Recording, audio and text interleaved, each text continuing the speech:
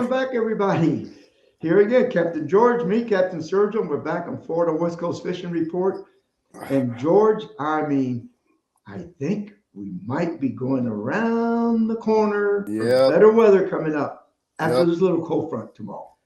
I'll tell you what, it seems like spring is just itching to be here because I tell you, the couple of days before the weekend were just beautiful out, and Oh, God. the fish were reacting to it. You know, I had I, good I could bite. tell the difference right away. I mean, yeah, Yeah, I went to spots that they weren't biting 2 weeks ago and they were biting last week. yeah, So that's a good indication. We yeah, can't complain and they were starting to hit white bait, so that's another indication. that they're coming around. Now, the big thing is, I wonder how much damage we got out of these 2 days of rain in the bay. It might take it a Um, day or two to clean up. You think? yeah, I would say so. yeah, and today seemed halfway decent, and so hopefully it's supposed to be getting nicer and nicer, and I think it'll just kick in really good. I think we just got this one cold front. Going to get down what in the 40s tomorrow. Somebody said tonight. Don't we? I didn't see that. I'm not sure. I'm not sure what temperature they But said. then they said that it's going to turn around and the weather's going to get better now. And according to Channel 8, I think it was tonight, they said we're just turning the corner now. So this could be about the last of the cold weather until the fall. Right? So I'm hoping. We got Ken on board already. He's fired up, ready to. He's fishing with us on Thursday on that corporate event. So Right. it's going to be fun, man. We got 120 something Canadians fishing in Tampa Bay. they'll think this is warm. Oh, to them, this is wonderful. Oh yeah. I mean, they'll probably be in shorts and short sleeve shirts. So Tuesday morning they're saying 47 degrees, 67 is the high. Wednesday they're saying 49 degrees in the morning and 69 is the high. And then Thursday is 50 with a high of 70. So that'll be beach weather for them. Oh yeah, yeah. And if you think if it stays like this, we're trending because I noticed last week, the week before, water was in the 60 degrees, right at 60, 60.5. And last Thursday and Friday, everywhere that I was fishing, it was 65, 65.7. So it was up definitely about 5 degrees. Yeah, it warmed up It without warmed a up. doubt. And I'm sure that's going to help the bite. It's going to help the bite a lot. Yeah. But Yep, we got Ken on here, and I wonder if he went out over nobody. I don't think anybody went out this weekend. If you did, I don't know how you did it. There was some captains that went out early in the morning because, like I said, more southern end of the bay in the morning, it didn't get rain right away. If it was very patchy stuff. The north end of the bay got rained on pretty hard, pretty early. But yeah, there was a few captains that went out. Yeah, and then we got a boater that's missing too. I know. I heard about that. That's a shame. Hate to hear that. Yeah, anytime. And if you went out in this weather, people should be smart though. You don't go out when you know it's going to be bad weather. Yeah. I mean, you're taking a chance, getting hurt, getting lost, dying. I mean, there's plenty of other days. Than to take a chance and go out on a real bad day. Yeah, one of the captains I know, they did an offshore trip Saturday morning. And I was like, "Woo, that's chancy, man." Woo, because man, they could have got caught out there if they didn't get back early enough. Right, but my wife is pretty much saying just what I was getting ready to say. That our prayers go out to the family, and hopefully they find them. They found their truck and the trailer at the boat launch, so that's why they knew they didn't come back in yet. Yeah. So, where did they go out? Because I missed that part.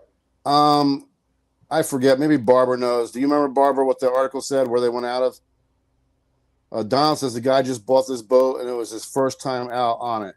Well, that's not the time to go out in bad weather. I mean, and like you're saying, Sarasota, you should be getting your feet wet in the Sarasota Bay then and not go offshore. That's ridiculous. Right. I mean, if you just got a boat, especially a new boat, brand new, you want to make sure everything's running good. Make sure you know the boat, how it handles, what it can and can't do. Okay, that's just Northport in that area, Sarasota down that way. Yeah, but that's especially, and it's kind of surprising because normally a new boater is usually somebody that's a little scared to go do things like that when he's unsure, of But things. you got these guys that know it all sometimes. Yeah. And Yeah, it's just a shame. boat. Or they're so excited they can't wait and they gotta go, Yeah. But our prayers go out to that family. Hopefully they find them. I mean, people have been out there for days and the Coast Guard have rescued them. So, don't count them out yet. Yeah, no, I'm hoping. The only problem is if they're in the water, hypothermia. Yeah, because the water's still too cold. Yep. When my boat sank, it was 70. It was in September 10th, I think it was, back when it did, and we floated for 25 hours. Water temperature was like 73, 74, and I can tell you that I could tolerate it because I was real young and I was in pretty good shape. But one of the guys, my uncle's friend that was with us, he started getting, by the middle of the night, he was kind of losing it a little bit. Really? Cold, yeah. So, I mean, 60 people don't realize water, man. People don't realize it takes the heat out of your body quick. Yeah, and I mean, it must have been a colder September because that's a little colder than normal in September, and people don't realize, your body temperature is a lot hotter than that. And I mean, even in 78, 80 degree water, if you're in there long enough, your body's trying to heat that water up and it can't do it. No. And Donald said, I hope, if anything, that they broke down because at least they're safe in the boat. Yeah, that would be better. Yeah, that would definitely be better. Yeah, I said the guy just bought his boat. This was his first time out on it. Man, how do you know especially if it was a used boat, how do you know what kind of condition it's in? I mean, you got to run it a couple of times in the bay and make sure that everything's running right. There's no leaks. There's nothing, Yeah. Barbara said she just read that they're still searching for all four of them. They've not been found. Wow. Four. I mean, yeah. And not even that. Even a brand new boat. Brand new boats have electrical problems. There's all kinds of things that can happen that can, I had one of my captain buddies years ago bought a brand new motor, and like that first week, it wouldn't start. And he got lucky because where he was over by Hula Bay, the guys over at the maintenance, West Coast the mechanic came out to check it out. And all it was a fuse had blown under the cowling, which killed the whole motor. Wow. But if you're offshore and you don't know that, or you're not mechanically inclined, or you don't have a fuse, wavy out. You might find it, but how many people carry fuses with them? Yeah, I do, but yes, no, a lot of people don't. And it's there's just too many factors that can go wrong on you. Like you said, what if one of the hoses on the live well wasn't put on right and you're taking on water? You don't do. Well, I can tell you, years ago, when I was doing stuff for Marine Max, picked up a brand new 24-foot Boston whaler. We were fishing a tournament around Boca Grande area. Brand new boat. The Marine Max brought it down there. We just started to use it.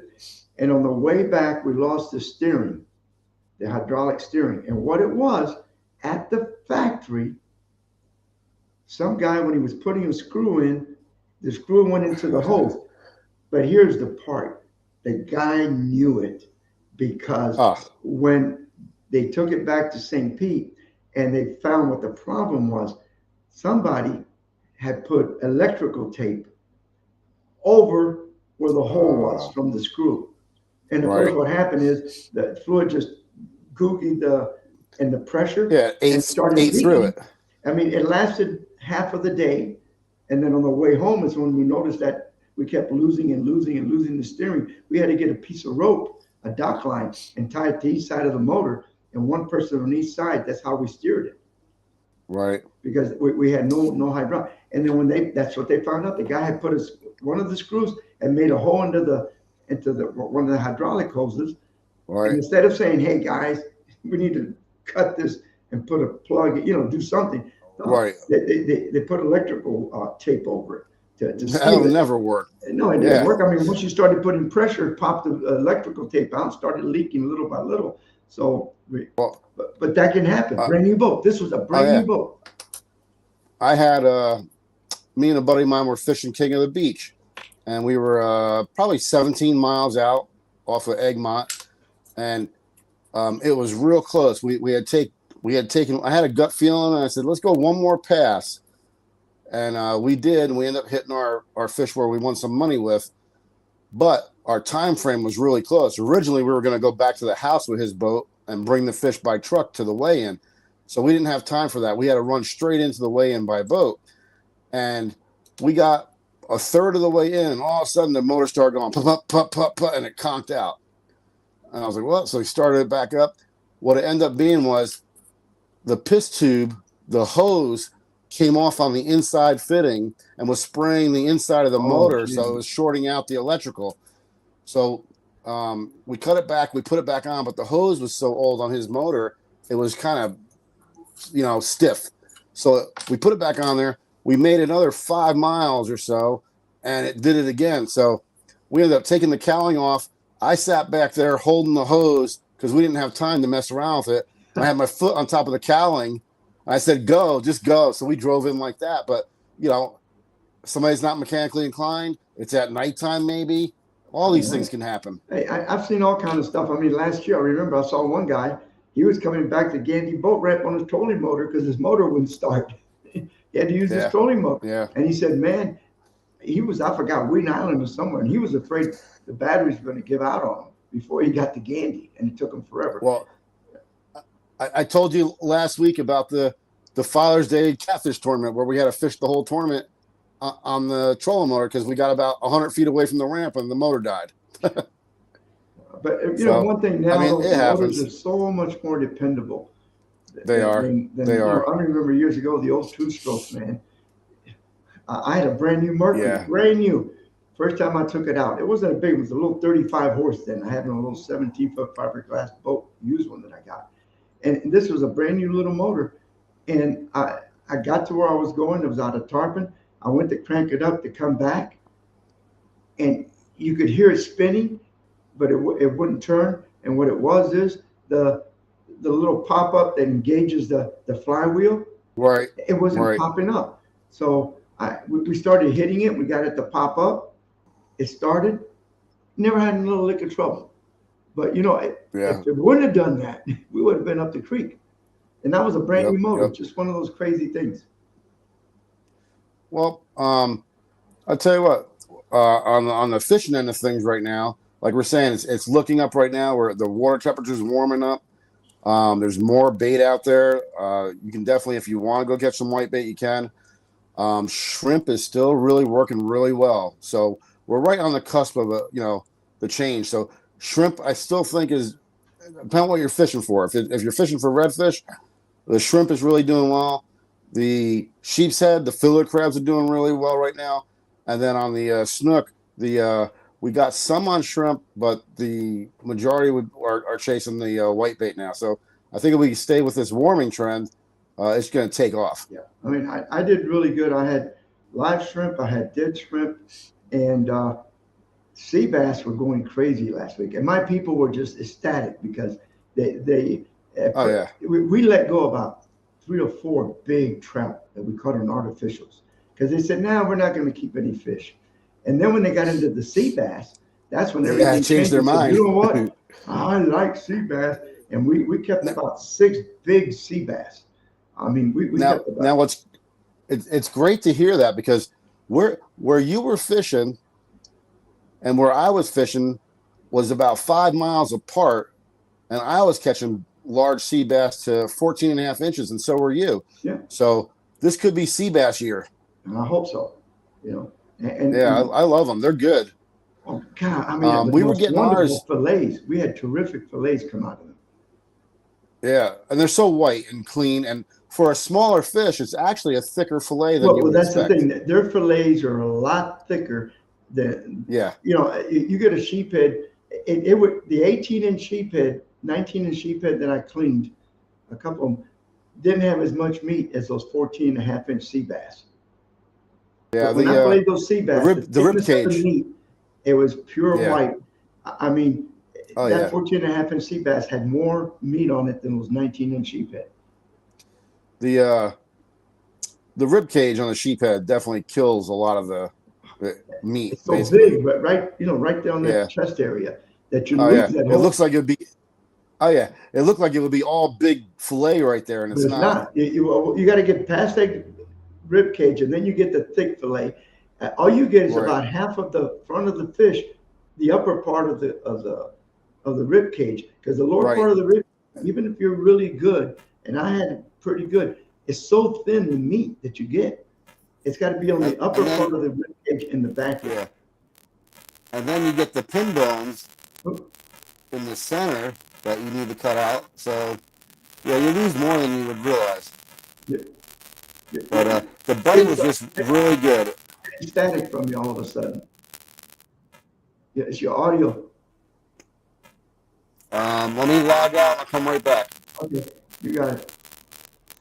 All right, we want to listen to any comments you guys that are watching, ladies that are watching out there. Let us know what you did over the weekend. If you caught anything, what your ideas, what do you think is going to happen this year about the fishing? I'm all excited because I think it's going to be a great year for fishing. I'm really looking forward to it. You know. All right, George, are you back? Let's see here. Is this better? Nope, you got a One lot of two one static two. all of a sudden. You got All a right, lot of let me static. try something. I got my phone plugged in. I'm Oh, gonna that could be it. sign out. I'm gonna unplug my phone. It could be something to do Okay. with the electrical wire. Oh, Donald G stayed home this weekend. I don't blame you. I mean, I didn't go anywhere. It was a good time for me to get caught up. Actually, I was printing envelopes for all my charters that I got coming up because I got 38 boats fishing this Thursday. I've got a whole bunch next month. April, I got two of them. Between the two, I got over 100 and something boats fishing. I got another one in May and then one in June. So I had to make about 200 envelopes. So I got about 120 envelopes made to get a head start. How is it now? Yeah, yeah. I think it's maybe because you were charging it. There you go. See, Alejandro says the bite on the incoming was great at Chesaluski and this Saturday. A couple of reds, couple of snook, and a bunch of Yeah. trout. Well, we're going to be out of Bayport with Captain Frankie Gonzalez filming this Wednesday, and I'm looking forward to that because I think that's going to be great, man. Yeah, that And should be he's all fun. pumped up. Yeah, and I haven't. Like I told you, last time I fished up there was with a ex-commercial grouper fisherman, and it's just unbelievable up there. That fishery up there is just something else for grouper. So I think we're going to do good. And then we got Captain Mike Haynes coming up. We're going to be with him out of Crystal River. We got Ryan Rickard. I think it's him. Yeah, we're going to be with him out of Stanahatchee.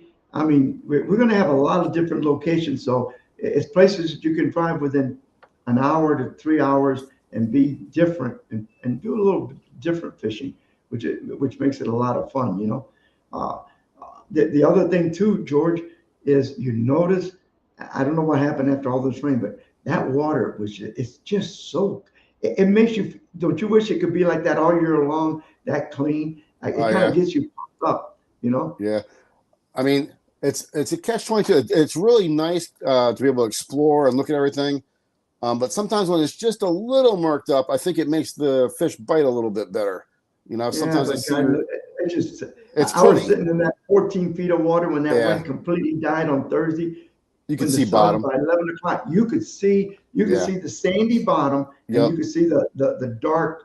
You couldn't actually see the rocks, but you could see the sandy bottom and the dark where the What rocks were. Yeah, I because tell they're all full of stuff. I'll tell you what though. Look at like a week ago, the couple of days where it was calm before we had the winds that came in. You remember you could actually see the bottom. Yep.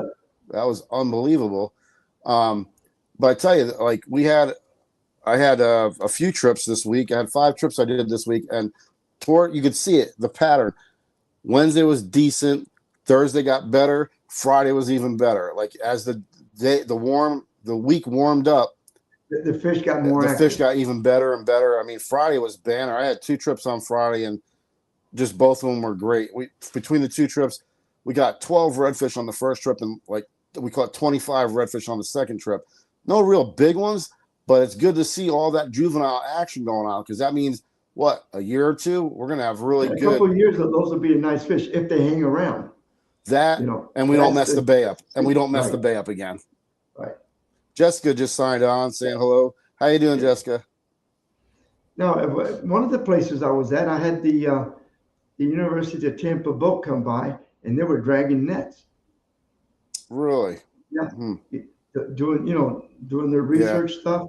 And I'm saying, well, why would you drag nets, man? Yeah, you're just wrecking the grass bottom. That doesn't make any sense. Now, I did see the down by me 2 weeks in a row, the FWC research vessel was going out for sampling the waters from mid St. Pete all the way up to Safety Harbor. Because the boat that I had, it was pulling two trolling nets behind it. That's not good. No, because they were in, and I said, man, that's not good. That's why we got nets banned in the bay, not to mess up the grass. So I don't know what they're doing. That's probably not a smart idea. Jessica says, I went grouper fishing Thursday. Well, where's the pictures? I don't see any. Jessica, I seen your pictures online. I even made a comment about it. You guys had a good day. And we're heading up that way. So I'm looking forward to it. Yeah. All right. Her bite was on. So hopefully ours will be. Scotty Rose fishing report in. All right. Hello, everybody. This is Captain Scotty Rowe from Charlotte Harbor. Boy, last week was probably one of the best weeks I've had fishing in a long time. The water temp got into the 70s, air temperature was in the 80s, and the fish just went off. The snook bite, just incredible. Caught some really nice slot-sized snook this week. Trout bite, really, really good. Catching some of those trout, 5-6 foot of water, believe it or not. I'm not getting them up on the shallow flats. I'm actually fishing them in some of the Port Charlotte canal systems. So having fun with that. Got a few juvenile tarpon to the boat this week, fishing in the canal systems. So that was nice to see. I do tend with this little cold front again, that snook bite will probably taper off for a few days for sure. Redfish scattered all around the place. Guys, when you get a high tide, you can catch them in the mangroves. I'm catching them in the canals. A lot of small ones, they're ranging in that 15 to 20 inch range, but having fun with those. There's been a few schools of Jack Crevalles running around in Punta Gorda. Can't really dial them in, but I have run into them fishing in Punta Gorda, the canal systems. Sheep's head, running into a few of those too. Been seeing a lot of those in some of the docks in Punta Gorda canal systems. So, there's been some good stuff going on, and spring's right around the corner, so I expect the bite to just get better and better. Tight lines, everybody. This is Captain Scotty. Give me a call. Got some days available next month. Oh, thank you for the report, Scotty. Yeah, even Rolando says they've been doing really good down in his area around Pine Island. He's getting pompano, he's getting snook, he's getting trout, he's getting redfish, and he usually mostly artificials and shrimp. Right. Once in a while, he said he'll throw the net, but he said he didn't have to do it. Right. See, now even Scotty down in his area is talking about all the juvenile redfish. So I don't know what's happened, if it's the fish that we've been releasing or what's going on. How big were the ones that got released? I'm not sure. See, that's what I'm at. But they made a release. But they made a release before that too, like months before that. I think this was their second one. But I'm just glad that you're hearing about a lot of redfish all over the place right now. Because that's been our weak spot. I mean, yeah. Snook has been plenty for the last 6-7 years, and trout were funny. Trout have come back. Yeah. I'm getting some humongous trout. But here's the secret, y'all.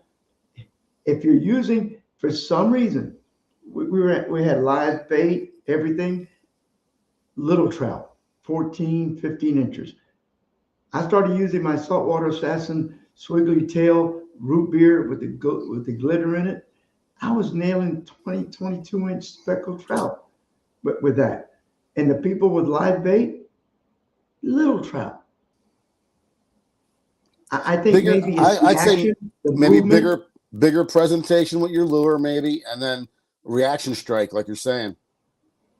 I think because you're covering more territory Sure. and they see it and just in the way it's moving versus the, where the shrimp or your whitebait is just, you got it drifting or under a cork or whatever. I think this is making it the big difference. Oh yeah, and it's funny that way too. That there's been plenty of times where artificial has outfished the live bait. So to me, I'm telling you, this Wednesday, I'm taking my little bag of all my saltwater assassin, and I'm ready. I'm ready. I've had the same thing happen with the Miradines. The Miradines, because it's a little bit bigger presentation. You do a lot of times you'll get a bigger fish sometimes with that. And I think it's intimidation. Maybe it's the movement. It's because it's different or whatever. But something's getting away. Yeah, like it's getting away, and they gotta make a split decision. And I tell you, it's you could tell, man. Those big ones, they'll come up to the surface and they're shaking their heads, and they're just splashing water all over the place. Yeah. And they pull. You got a nice fish. I'll tell you what. When you start getting trout, when they start getting over that 24-inch mark, and you start getting those real big ones, they really feel like a small redfish when you're fighting them. But when you think about it, I mean, they're big. They got some muscle behind them. Oh yeah, and they're fun. I mean, you see sometimes the top water strike, and then they come to the top and they splash, like you're saying. You see the mouth different. Open up. Yeah. It's like in the spring when you start going out and start catching 20, 25 snook every day, almost on a regular basis. For the guy that's never done it, or a guy only goes out 2 or 3 times a year and you're taking him out, it's very exciting. But for me, after I've done it for like 3 or 4 weeks in a row, it's fun. It's always fun, but it's not when I see a big trout, it really turns me on, or a big redfish, versus just catching a bunch of snook. I hear you. Jessica says that she threw big Rapalis for grouper for 7 hours and her arms were so sore. Oh, I bet you fight some of those grouper, they'll put a whooping on you. And then if you're casting, it's a lot of workout, more than people realize. That's right. I'll tell you, when I'm fishing like during the summer and spring, summer and all that, and then when winter hits, when I first start throwing a lot of artificials, I feel it in my arms a little bit like, oh, I got to get used to doing this again. Well, it's just like, I haven't thrown the net to catch bait in a while. Well, now when it kicks in and I start throwing the net every day, the first 2 or 3 days, my muscles feel it. But then you just get into the groove and get used to it. Yeah. You got muscle memory, that's for sure, Oh, yeah. There's no question about it. The other thing, George, did you hear anything else about the power plants and the heat? That's something that's in the back of my mind. I got to do the research that remember we talked about it last week. It's got to be think the water's coming out as hot as it used to. I think it's got to be that the new turbines with the gas fuel doesn't get as hot as the coal fuel, so it takes, like, it's not making the water as hot when they use the water to cool it. It's got to be something of that nature, because it only changed when they changed over to gas. Yeah, because I remember, not that long ago. I mean, you went to the power plant. I mean, that water was steaming. I haven't seen steamy water. Nah, no. And it used to steam. Once you got a cold snap, man, that next morning you could see the steam coming off that water. Yeah. And it's just not happening. And then unfortunately about that, right where the outlet was, it was really, really hot. And then it would travel a good distance. So you had a good area that was warmed up that they could find the temperature they wanted. And if it's not getting that hot right at the plant, that's why it's not changing the water enough, a quarter mile out. Right. Because it used to be when I used to go into the channel, going into getaways. Yeah. I mean, you remember it would jump 4 degrees, almost 5 degrees. If not more, yeah. Channel. At the mouth of the channel, at the beginning of Gandy, it was already up 3 degrees.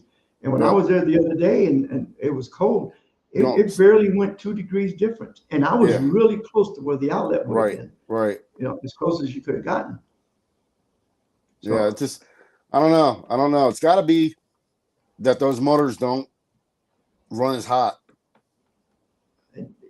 You're right.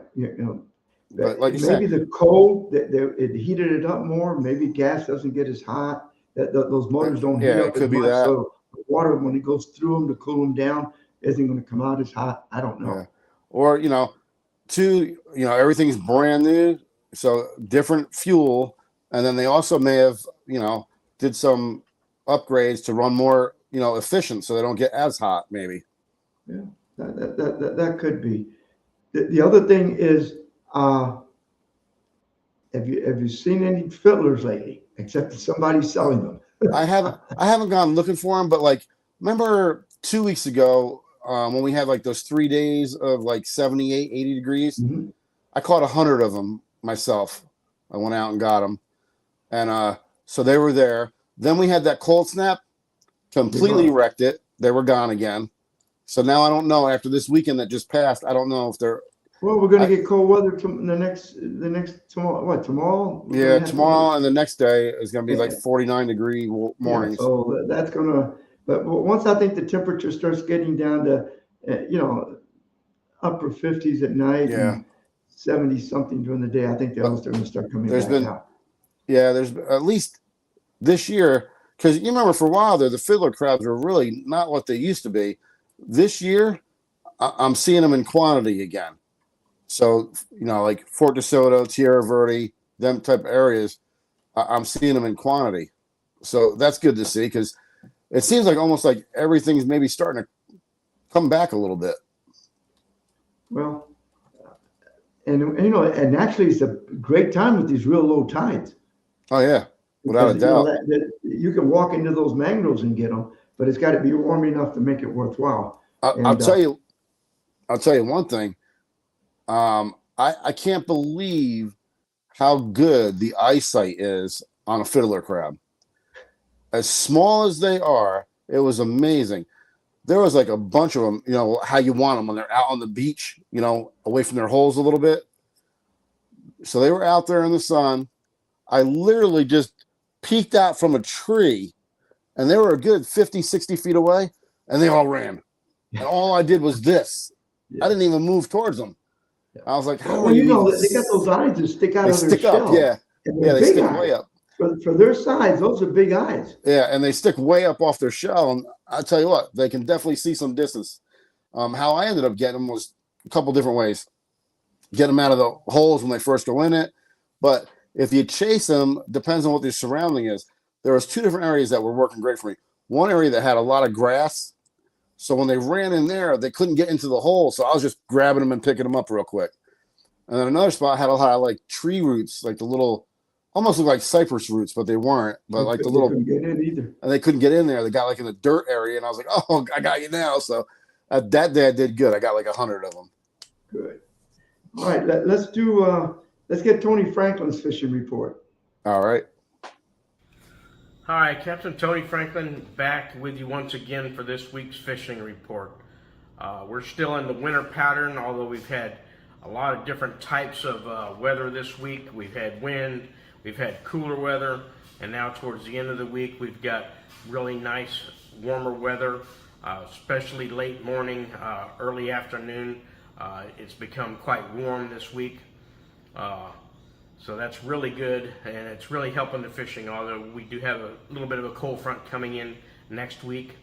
The fishing report is pretty similar to past weeks. We're still fishing shrimp, free line. We're also pinching them in half, threading them on the hook with a small split shot, depending on how much the tide is running or not running. We're still fishing the backwater creeks and canals. This week we have caught a few snook on shrimp. There's some whitebait, live scale sardines near some of the Bay Area bridges. They're not quite biting them as good as they will when the water gets warmer, but they're getting there. So as we continue to warm and we get into March and April, the fishing is just going to get better.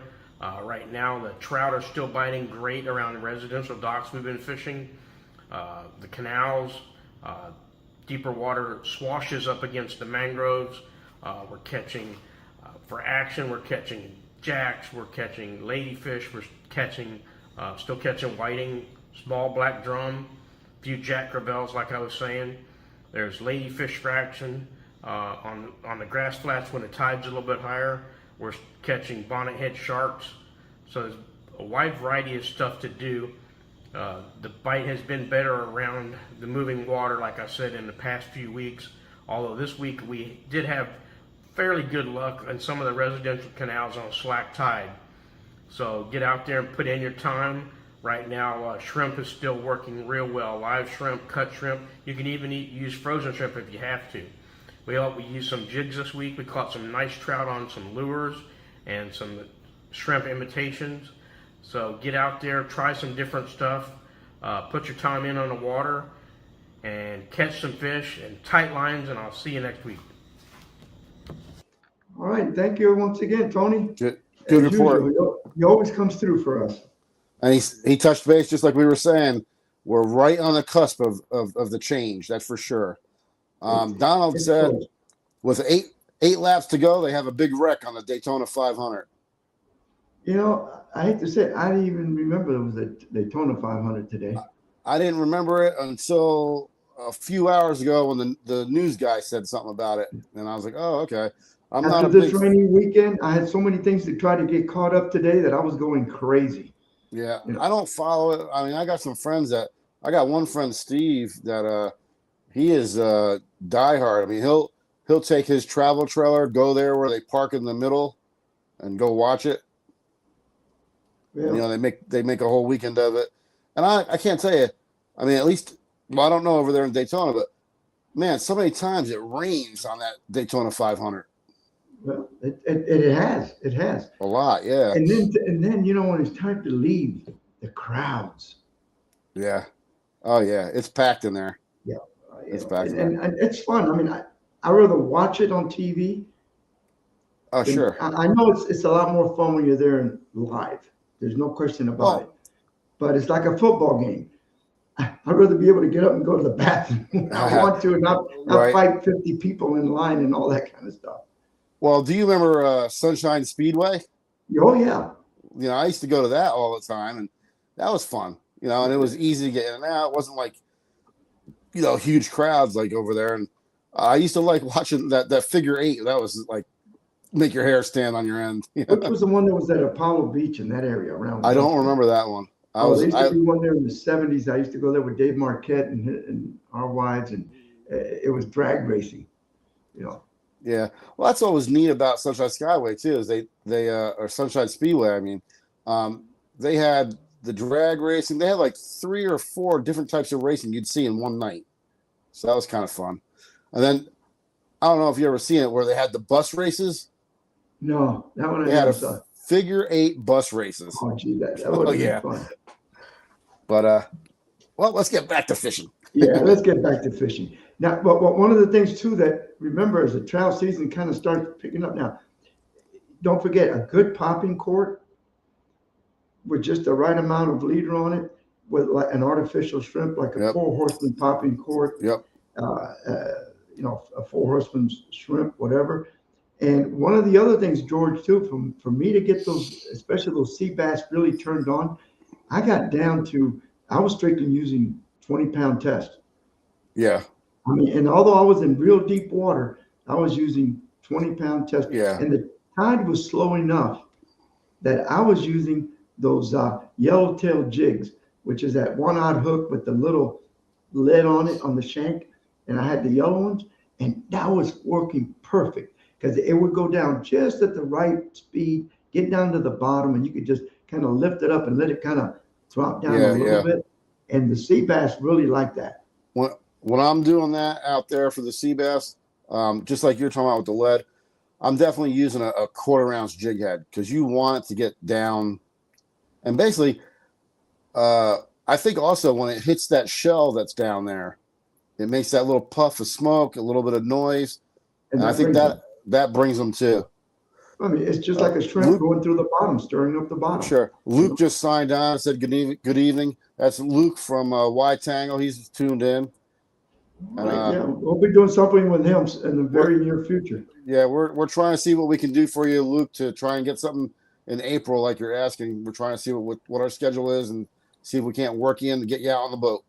I'll tell you what's happening now is that now that people realize how fast we're growing, we got a lot of people trying to come on board.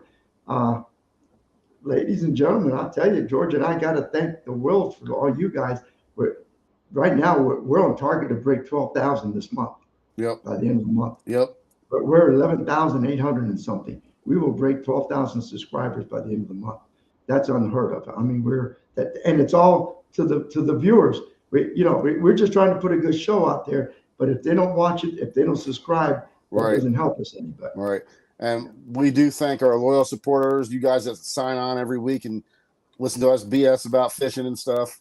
And the advertisers, those are the ones that keep the show going too. Yep. Yeah. Yep. Especially on the other side. And that's why, I went out and bought the big 65-inch TV see behind me, so that we can, let everybody know these are our people that are supporting us sponsor wise.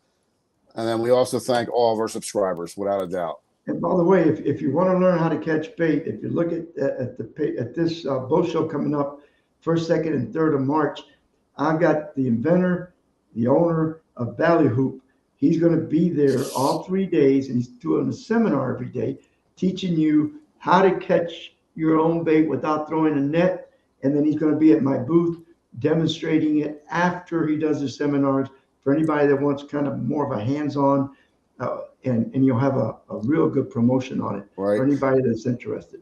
And then we're going to also have the Y-Tangle rod, basically, to show you guys about catching bait using sabikis with this.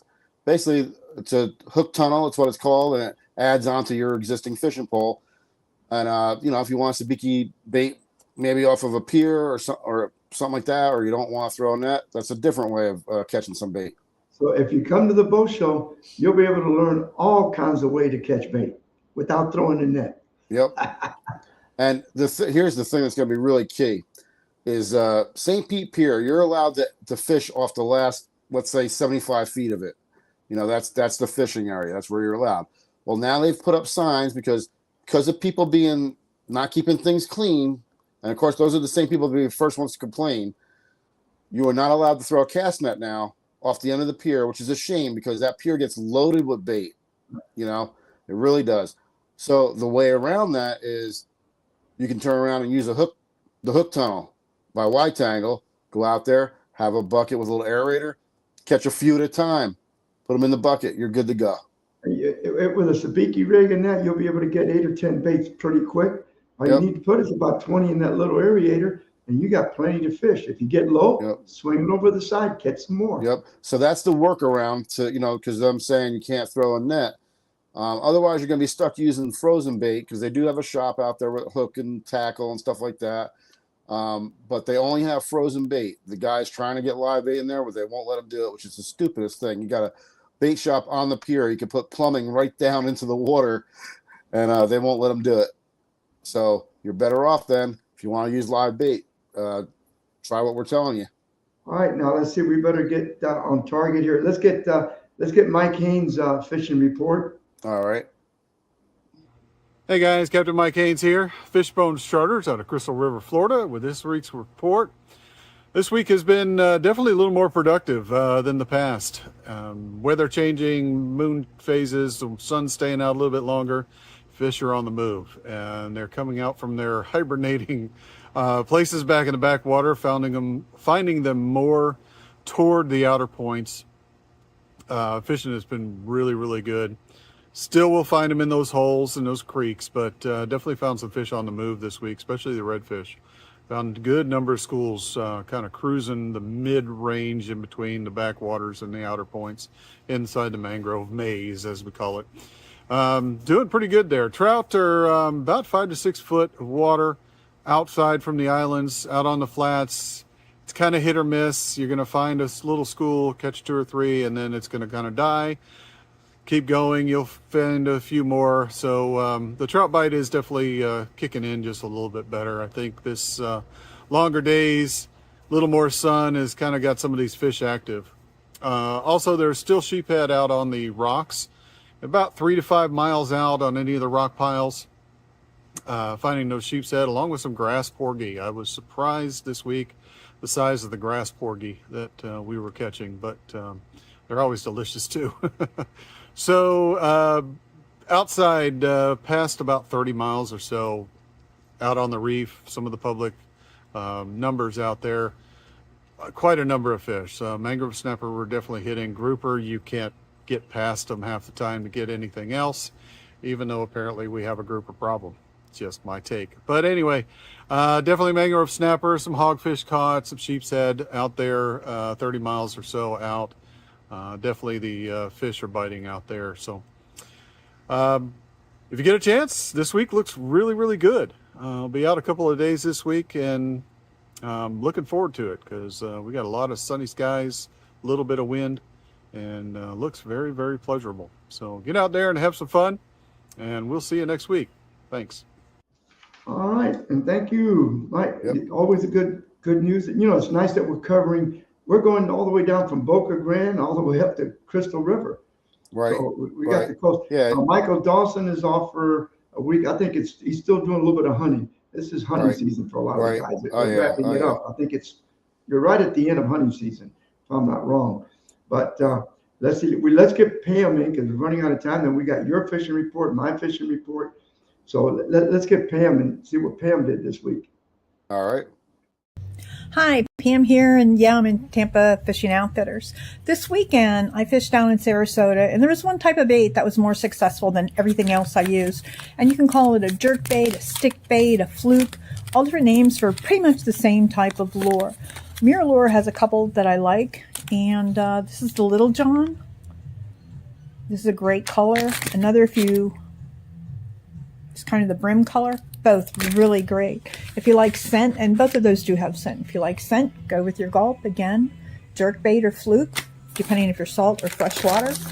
Z-Man also has a good one on the market that fits that need. All of them can be rigged with an owner's twist lock, which gives you a total weedless presentation.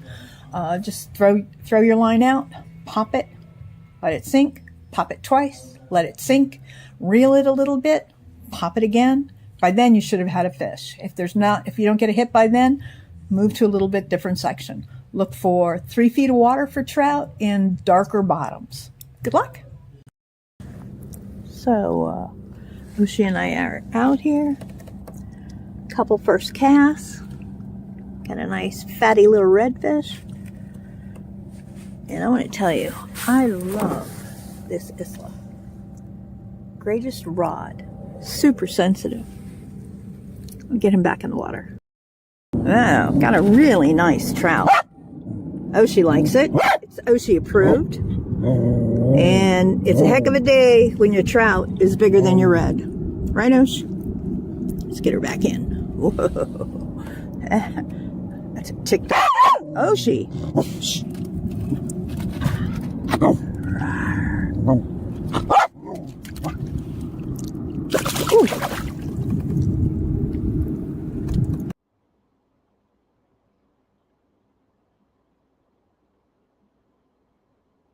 All right. Good I was little still watching on report there. I like the dog. That's funny. Yeah. You know, well, it's a good companion when you're traveling Oh, a lot. I mean, she goes all over the place fishing those kayaks. She does. She does. I got to give her credit, man. You know, she's Oh, yeah, all tournament. over the place. The tournament grind. It's definitely hard on you. You know. It's not for me anymore. When I was young, hey, it was fun. I just don't want that grind. I mean, you know, because you got to be a good one, you got to do like her and the better guys. You got to go pre-fishing area for a couple of days at least.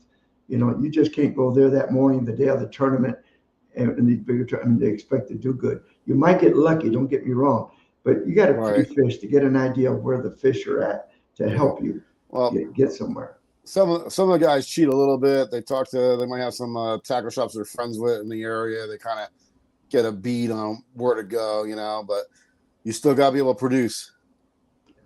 Yeah, when you get down to it, you got to have you know, sometimes guys at the tackle shop can give you a lot of information. But remember, some of it could be old too. And fish have tails and they move. Yeah. And you know that. How many times, you know, you go to a spot 2 days in a row and like you said, man, bam, bam, bam, bam. The third day you're all pumped up. You got your other clients, you get there and they ain't like nothing. they're like gone. They might have moved half a mile down the road. They might have moved 100 yards, 200 yards. You never know. I'll They, tell they you, don't stay in the same spot all the time. There's areas you can go to, and it's kind of certain times of the year. right, It's a right. go-to area. There's going to be some fish, Something there, yeah. something there, but Well, not, that's like recently, me and another captain were talking about the school of Sheepshead, and that last cold front actually pushed them like a mullet school. They actually moved with the cold front, so they left. it's and normally, and one thing that I hated, and I hate this, but my client wanted to clean that they wanted to keep that one big sheephead that we kept. I didn't want to keep a bunch, and it was a female, had a lot of roll in her, and I hate to do that. I hate to kill the big females with that. That's why the big trout, I don't want to keep them. Right. Even though you're allowed to keep one over 20 inches and everything, nah. I don't. Yeah, I don't even give that option actually, because if you get keepers, that's good enough. And then if you get one over 20, I pretty much tell them, hey, that's really a breeder. Let's not keep that one.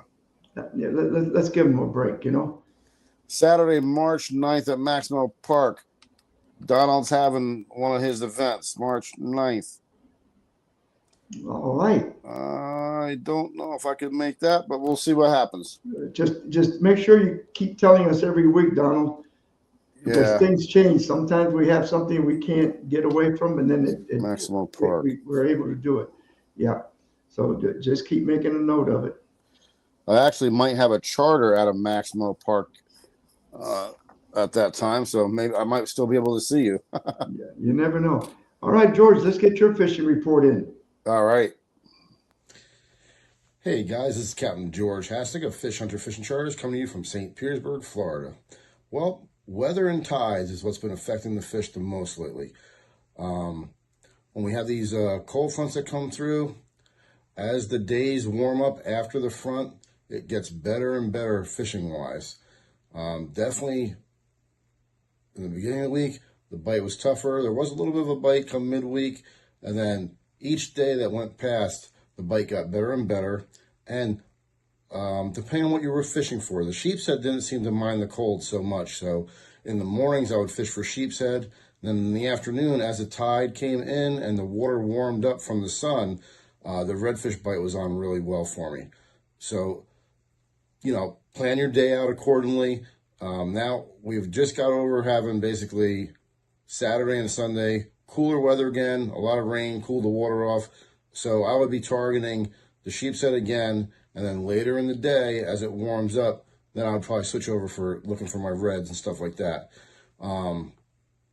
Some of the flats are holding reds right now. They're under the mangroves. Shrimp has really been the ticket for me for the redfish right now. We've caught a few on white bait, but the shrimp is just really kicking butt for getting those redfish. Pinch that tail off. This way you have a live shrimp that's moving around with scent coming out of it, and 20, 25 pound test leader max with a number 1 to a 1/0 hook, and that's been getting the job done really well. The scaled sardines are around. I'm assuming, as long as we don't get anything really drastic weather-wise, that they're going to stay around. Some of the snook are starting to come alive on the white bait now, so that's a good sign. I think spring is just getting ready to explode anytime soon. Hopefully we'll get away from these fronts that's been coming through.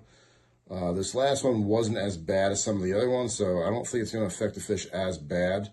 So we'll have to see, come Tuesday, Wednesday, Thursday, how the bite is.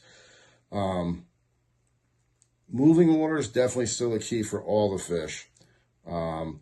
Sometimes a redfish, when the tide is in, if you keep chumming, whether it's pieces of shrimp or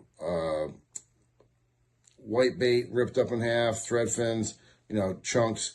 But scent has definitely been the key for me for getting the better redfish bite. The sheepshead, a few on the shrimp. Most of them, I'm catching them on filler crabs. So that's been the answer with those. Number 1 hook, 1/0, it just depends on if they're being finicky or not. If you're having a hard time, go down to a number 1 hook. This last few trips, We got our fish on 1/0 hooks with fiddler crabs. A few of them came on pieces of shrimp. You know, if you're going to use shrimp for the sheep's head, don't put a whole large shrimp on. It just gives them something more to pull the shrimp off. You want to just put, you know, just a big enough piece to cover that hook. If they're really being finicky, you can actually peel the shrimp and use just the meat and kind of string it onto the hook. And sometimes when they're being finicky, they'll really, you know, take that in really quick. But my ticket lately has definitely been the fiddler crabs. There's definitely trout around. You can throw yourself a little P&V by Saltwater Assassin with a 1/4 ounce jig head or an 1/8 ounce jig head, depending on how the terrain is, basically. If you're getting hung up too much, lighten up a little bit. I still like my little Miradine. That's also getting the job done with the trout.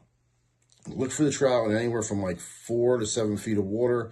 Some days though, when you get a real hot afternoon, they will move up a little bit shallower, but nice grass bed you're looking for with some good sand holes and stuff like that, or even a good shell bottom. Sometimes that with some grass mixed in attracts a lot of the trout. There's been on the trout, they're kind of going around in a good big area, we'll call it, because I've been getting them, and other people have been getting them over by Gandy, Tampa side, Gandy, St. Pete side, down at Fort DeSoto, above the Howard Franklin. So, I mean, there's been some trout, you know, kind of all over the place, and depending on where you're fishing. Some areas are holding a lot of smaller trout in that like 13 to 14, 15 inch range. And then some of the other areas are holding the 15 to 20 inch trout. You know, so it's just a matter of prodding around and looking for them. Usually when you start finding them, they're usually close to the same range size-wise. So if you're getting nothing but smalls and shorts, you might have to move. The main thing, like I said, is just moving tide. All right, this has been Captain George Hassick. Have a good day. All right, thank you, George. And since we're so close to tide on Yeah. line, let's go ahead and get my fishing report. It's short, but let's get it going. All right. All right, good morning, everybody. This is Captain Sergio, and a little fishing report from the last week. Things seem to be getting a little better. Water's still crystal clear. Temperature's starting to creep up, about 65, 67 degrees by Friday afternoon. And I noticed that some big sheephead are starting to move in. Nice big trout. And the secret to trout fishing right now is you can use shrimp, you catch a lot of little ones. We started using Strictly. All I'm using right now is the Saltwater Assassin squiggly tail, root beer color with some speckles in it. And I'm telling you, all the trout that are hitting that one particular soft bait, it's all in the 20 to 24 inch size trout. We've been doing extremely good on the grass flats, the deeper flats, 5, 6, 7 feet of water, just keeping it all about midway down and just jigging it a little hard and letting a quick drop. That seems to be working real good. Then the other thing that's really been good must be the water temperature. We started moving into Tampa Bay.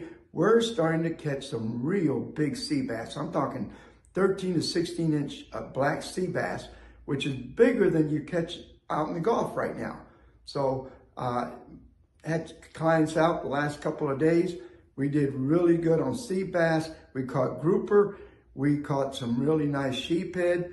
And that's about all we've been targeting. We kind of been staying away from the docks and everywhere else. We've been a little deeper water, fishing some rock piles. So just this coming week, I think, still the winds is the biggest problem. If you get some calm days or low winds, it lets you get out into the rock piles, the artificial reefs, you're going to do really good. If not, you got to go way back into some of the canals with the real dark bottom, and maybe the water's not as clear, and I think you've got better chances of getting your redfish and some snook in there. But there's still live shrimp is your best live bait right now. You can use some greenbacks, but I think it's going to take another 2, maybe 3 weeks for the water temperature. If it creeps up to over 70, the snook action will really kick in. So have a good week. Looking forward to seeing you on the water. And don't forget, Fishing Adventures Florida on YouTube, on streaming TV. Please subscribe. Let us know you like it. We'll see you then. All right. There you go. There you go. Good Golly, report, we Sergio. ended on a note right at 8 o'clock. Can't complain. Yeah, right.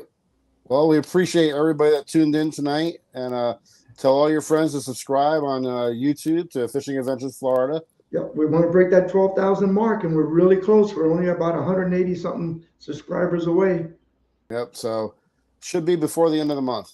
All right, and George, I'm looking forward to Wednesday with Frankie Gonzalez to go out of Bayport, man. Yep. And I'll tell you, it's a good sign because, like I said,